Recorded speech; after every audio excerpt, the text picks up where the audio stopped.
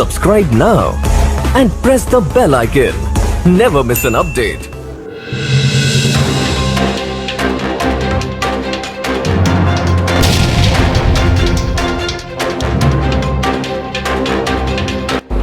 नमस्कार, मेरा नाम है आदित्य घाटगे और आप देख रहे हैं न्यूज़ हसल इंडिया। आज के एपिसोड में हम बात करेंगे रानी लक्ष्मीबाई की। आज ही के दिन उनका देहांत हुआ था। 19 नवंबर 1828 को वाराणसी में जन्मी रानी लक्ष्मीबाई, मणिकर्णिका जिन्हें बोलते हैं। शासनकाल 1853 से 1857 तक लगभग रहा।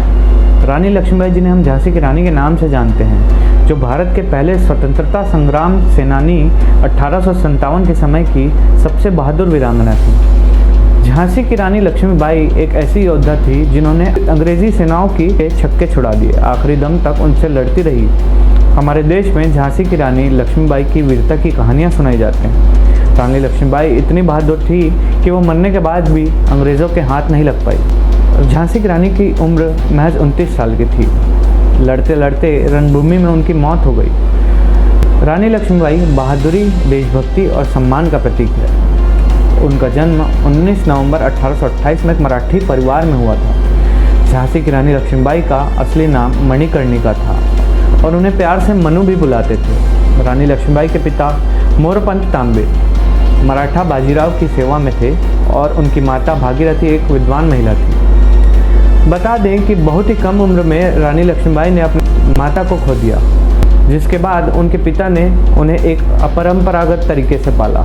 पिता ने लक्ष्मीबाई को हाथी और घोड़ों की सवारियों के साथ हथियारों का प्रभावी ढंग से उपयोग करना भी सिखाया। झांसी की रानी लक्ष्मीबाई नाना साहिब और तात्या टोपे के साथ पली बढ़ी, जिन्होंने भारत की स्वतंत्रता के पहले विद्रोह में उनका साथ दिया था।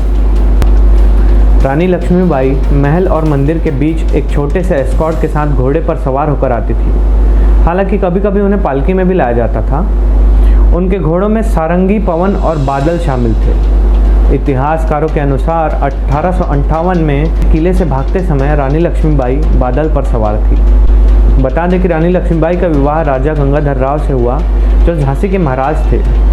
शादी के बाद मणिकर्णिका को ही रानी लक्ष्मीबाई के नाम से जाना जाने लगा, जो बाद में झांसी की रानी कहलाई। साल 1851 रानी लक्ष्मीबाई के घर एक बहुत बड़ी खुशी आई, क्योंकि उनके घर में एक छोटे बेटे ने जन्म लिया था। खुशी ज़्यादा दिनों तक टिक नहीं पाई और 4 महीनों बाद उनके बेटे की मृत्यु हो गई। इसके बाद झांसी के महाराज ने दामोदर राव को अपने दत्तक पुत्र के रूप में अपनाया। दत्तक पुत्र का असली नाम आनंद राव रखा गया। आपको बता दें कि उस समय के भारत के गवर्नर जनरल लॉर्ड डलहौजी एक बहुत ही शातिर इंसान थे और हाँ, उन्होंने ब्रिटिश साम्राज्य के विस्तार के लिए झांसी के इस दुर्भाग्य का फ़ायदा उठाने की कोशिश भी की थी। ब्रिटिश सरकार ने दामोदर राव को महाराजा गंगाधर राव के मरने के बाद कानूनी उत्तराधिकारी के रूप में स्वीकार नहीं किया, क्योंकि वो महाराज गंगाधर राव के सगे बेटे नहीं थे। उनकी योजना झांसी पर काबू करने की थी और वो चाहते थे कोई कानूनी वारिस ना हो। के बाद रानी लक्ष्मीबाई ने ब्रिटिश सरकार के खिलाफ मुकदमा दायर किया, लेकिन वो मुकदमा खारिज कर दिया गया और बोला गया कि उसके एवज में 60,000 की वार्षिक पेंशन दी जाएगी और उन्हें महल खाली करना होगा।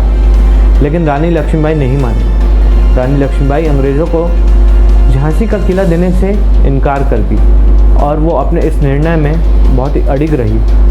इसके बाद झांसी की रक्षा को मजबूत बनाने के लिए रानी लक्ष्मीबाई ने विद्रोहियों का एक सेना बनाया। उनकी सेना में महिलाएं भी शामिल थी। एक मजबूत सेना बनाने के लिए झांसी की रानी लक्ष्मीबाई को दोस्त खान, खुदा बख्श, गुलाम खान, काशीबाई, सुंदर मुंदर, मोतीबाई, दीवान रघुनाथ सिंह और दीवान जवाहर सिंह जैसे बहुत बहादुर योद्धाओं का साथ मिला। एक मजबूत सेना के रूप में रानी लक्ष्मीबाई ने 14,000 विद्रोहियों को इकट्ठा किया और एक सेना बनाई। झांसी की रानी लक्ष्मीबाई ने विद्रोहियों की एक सेना बनाने के बाद भारत की आज़ादी का पहला युद्ध 1857 में मेरठ से शुरू किया। इस विद्रोह में भारतीय सैनिकों ने ब्रिटिश नागरिकों को महिलाओं और बच्चों सहित बहुत ही बुरी तरह मार डाला। ब्रिटिश सैनिकों पर इस विद्रोह को जल्द समाप्त करने का दबाव बनाया गया। इसके बाद ब्रिटिश सरकार ने झांसी को रानी लक्ष्मीबाई के अधीन छोड़ दिया। 23 मार्च 1858 को झांसी की लड़ाई शुरू हुई। रानी लक्ष्मीबाई अपने सैनिकों के साथ झांसी के राज्य के लिए साहसपूर्वक लड़ाई लड़ी। 16 जून 1858 को ब्रिटिश सेना ने ग्वालियर पर हमला किया। रानी लक्ष्मीबाई इस हमले के लिए अपने सैनिकों और लीडर्स को तैयार रखी हुई थी। जब रानी लक्ष्मीबाई ब्रिटिश सेना से लड़ रही थी तो एकदम से उन्हें सीने में दर्द हुआ, जैसे कि उन्हें किसी सांप ने काट लिया हो। रानी लक्ष्मीबाई एक अंग्रेजी सैनिक को देख नहीं पाई थी कि जिसने उनके सीने में संगीन हमला किया था। रानी लक्ष्मीबाई ने मुड़कर सैनिकों का मुकाबला किया। ज़्यादा गहरी चोट तो नहीं लगी, लेकिन उनका काफ़ी रक्त बह चुका था। घोड़े पर दौड़ते हुए अचानक उनके सामने एक झरना आ गया और उन्होंने सोचा कि अगर वो इस झरने को पार कर लेगी तो उन्हें कोई पकड़ नहीं पाएगा। लेकिन दौड़ते दौड़ते अचानक उनका घोड़ा रुक गया और आगे बढ़ने से इनकार करने लगा, क्योंकि वो घोड़ा नया था।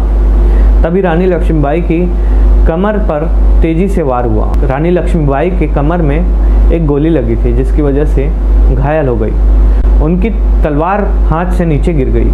रानी लक्ष्मीबाई ने उसके बाद जवाबी हमला किया, लेकिन इसके बाद घोड़े से नीचे गिर गई तो रानी के सैनिक ने अपने घोड़े से उतरकर उन्हें अपने हाथों में ले लिया और पास के मंदिर में ले आया। रानी लक्ष्मीबाई की सांसें चल रही थी उस वक्त। रानी लक्ष्मीबाई ने मंदिर के पुजारियों से कहा कि मैं अपने पुत्र दामोदर को आपकी देखरेख में छोड़ रही हूँ। इसके बाद रानी की सांसें ज़ोर से चलने लगी और उन्होंने अपने सैनिकों से कहा उनका शरीर अंग्रेज़ों के हाथ नहीं लगना चाहिए। उसके बाद रानी लक्ष्मीबाई ने अंतिम सांसें ली।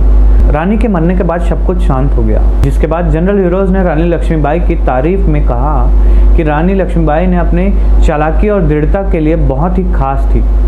एक लोकप्रिय पंक्ति आप सुने ज़रूर होंगे, जो हम शायद बचपन से भी सुनते आ रहे हैं। बुंदेले हरबोलों के मुँह हमने सुनी कहानी थी, खूब लड़ी मर्दानी वो तो झांसी वाली रानी थी। धन्यवाद।